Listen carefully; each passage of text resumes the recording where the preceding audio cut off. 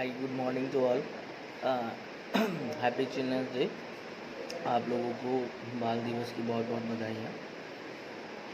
अच्छा, ये वीडियो इसलिए बनाया है कि मैथ्स वाले जो स्टूडेंट हैं, इंटर वाले, जेई मेंस का फर्स्ट राउंड जो है वो स्टार्ट हो गया है। तो आप अपना फॉर्म वगैरह भर लें और अच्छी सी तैयारी करें ताकि आगे चल के आपको अच्छा कॉलेज मिले बीटेक के लिए। ठीक है। और सेकेंड राउंड थर्ड राउंड में भी कुछ टाइम बाद स्टार्ट हो जाएगा। तो आप लोग तैयारी करें और जितनी जल्दी हो भी, इसकी तारीख है 22 नवंबर तक जितना ज़्यादा हो आप लोग भर लीजिए।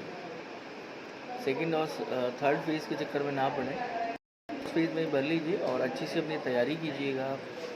उसके साथ साथ आपकी तैयारी इसके लिए भी हो जाएगा। ठीक है, तो आप लोग कीजिए। All the best. Thank you.